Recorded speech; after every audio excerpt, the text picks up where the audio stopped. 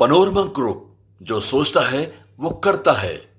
देखिए, भारतीय जनता पार्टी यानी भाजपाइयों के पास कोई काम नहीं बचा है। जब से सत्ता से बाहर गए हैं, बेरोजगार हो गए हैं और लगातार वो झूठ और अफवाह फैला रहे हैं। मैं आपको जानकारी में बता दूं कि कल तक स्कूल खुले हैं और कल के बाद छठ पूजा की छुट्टी ऑलरेडी वहाँ पे मेंशन है और हो भी रही है।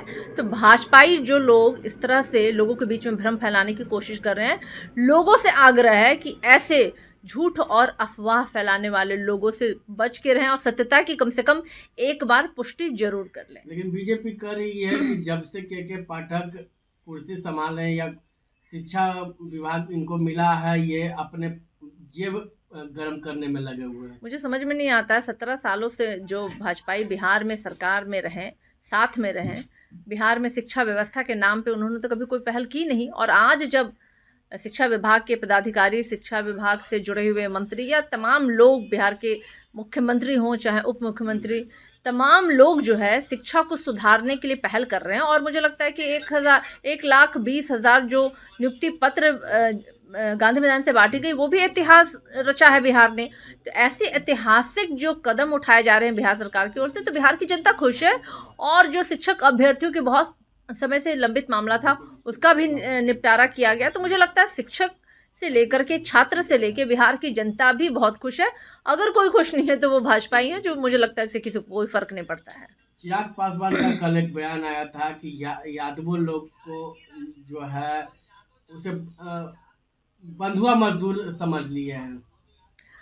तो चिराग जी के शब्दों में अगर मैं कहूँ तो क्या स्वर्गीय रामविलास पासवान जी जो हैं वो दुसाध समाज को अपना बंधुआ मजदूर समझते थे? क्यों आज तक जब बिहार में कोई मंत्री बनाने की बात आई या केंद्र में मंत्री बनाने की बात आई, तो क्यों सिर्फ और सिर्फ उनके परिवार से ही लोग थे? क्यों नहीं बाहर किसी दुसाध जाति से कोई लोग आगे बढ़ करके आया? क्यों आज तक सिर्फ और सिर्फ चिराग पासवान और स्वर्गीय रामविलास की पासवान की फैमिली ही सिर्फ एक दुसाध परिवार में आगे उठ करके निकल के आई? आज मैं बताना चाहूँगी कि आज इनके ही राष्ट्रीय उपाध्यक्ष हैं, उनसे वो पूछ लें, चिराग जी जो दुसाधों के मसीहा, दुसाधों के नेता बनने की जो कोशिश कर रहे हैं।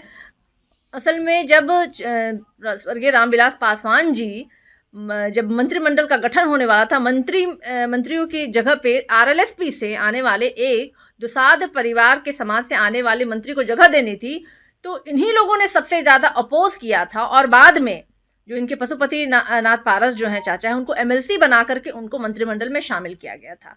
तो आज चिराग पासवान जी से तमाम दुसाध जाति के लोग प्रश्न पूछना चाह रहे हैं कि इतने लंबे समय तक केंद्र में शासन में रहने के बावजूद भी कोई दूसरा दुसाध परिवार को ये लोग आगे क्यों नहीं बढ़ा सके, और क्यों हमेशा ऐसे कोई दुसाध परिवार से आने वाला नेता हो या महिला हो या पुरुष हो, उनकी राजनीतिक हत्या इनके द्वारा क्यों की जाती है? क्यों नहीं उनको आगे बढ़ने का मौका दिया जाता? और आज ये लोग भाजपा या चिराग पासवान जैसे लोग जो हमारे राष्ट्रीय अध्यक्ष लालू प्रसाद यादव पे उंगली उठा रहे हैं, मैं बताना चाहूंगी कि हमारे राष्ट्रीय अध्यक्ष लालू प्रसाद यादव जी ने भाजपा के प्रदेश अध्यक्ष चाहे सम्राट चौधरी हो, संजय जायसवाल हो, रामकृपाल यादव हो, नवल किशोर, ये सब की राजनीतिक जन्म जो है इसी राष्ट्रीय जनता दल से हुई है। हमारे राष्ट्रीय अध्यक्ष लालू प्रसाद यादव की देन है कि आज इन्होंने ये पहचान पाई है। तो क्या उस तर्ज पे चिराग पासवान जी किसी एक ऐसे दुसाध जाति से आने वाले नेता का नाम ले सकेंगे जिसको इन्होंने आगे बढ़ाने का काम किया है? अरे बिहारी फर्स्ट, बिहार फर्स्ट, ये सब झूठ है। सिर्फ और सिर्फ चिराग जी को सत्ता में रहना है और चिराग जी दुसाध समाज को धोखा और छलने का काम कर रहे हैं। और हमारे राष्ट्रीय अध्यक्ष जनता दल ने हर जाति, हर समीकरण से लोगों को आगे बढ़ाने का काम किया और उसका आपके पास प्रूफ है। मैं सैकड़ों प्रूफ दे सकती हूँ, लेकिन क्या चिराग पासवान जी किसी एक दुसाध के बारे में बता सकते हैं जिसको इन्होंने या इनके परिवार ने आगे बढ़ाने का काम किया? निश्चित रूप से नहीं दे सकेंगे वो, क्योंकि है ही नहीं है।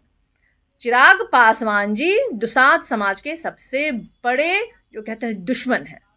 बिहार में यादवों को लेकर राजनीति गर्म हो गई है। कुछ लोगों का कहना है कि यादव मतलब आरजेडी। अब बीजेपी कह रही है कि आरजेडी जितने भी यादव लोग हैं सभी लोग हमारे संपर्क में हैं। अब यादव लोग सब बीजेपी में शामिल होंगे।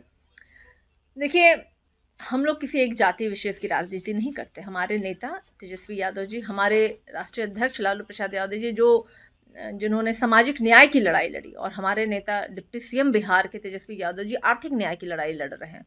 और सबसे सुखद बात यह है कि A to Z की हमारी पार्टी है, यानी A to Z में वो तमाम जातीय समीकरण, वो तमाम जो है समाज के अगड़े पैदान से खड़े लोगों के साथ ही साथ समाज के पिछड़े पैदान पे जो लोग खड़े हैं, उन तमाम लोगों को लेकर के चलने का काम है। उदाहरण के तौर पे आप देख रहे हैं भागीरथी देवी को जिन्होंने लालू प्रसाद यादव जी ने सदन में भेजने का काम किया।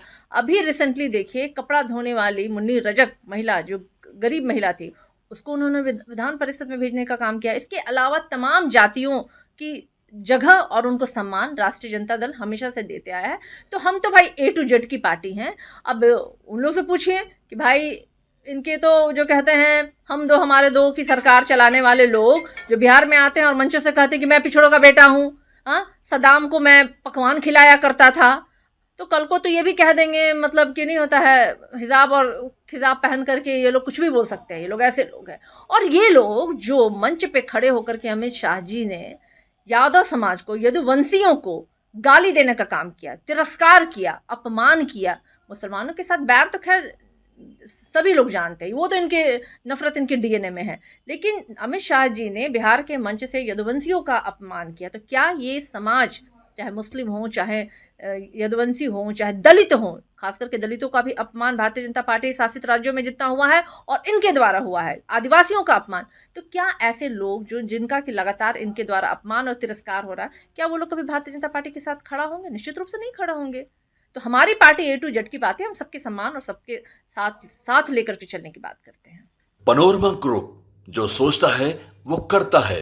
अगर ये वीडियो पसंद आई और वह बिहार के राजनीति और बिहारियत से सरोकार रखेनी तो सब्सक्राइब बटन दबा के चैनल के सब्सक्राइब कर ली। ओजे एगो घंटी बा, ओकरा बटन दबा देला से कुल सटीक और मारक खबर रुआ मुफ्त में मिल जाई। अगर रुआ पत्रकारिता के हमनी के नया प्रयोग में सहयोग कर चाहतानी तो ज्वाइन बटन दबा दी। पेटीएम नंबर नोट कर ली 9386816700। धन्यवाद।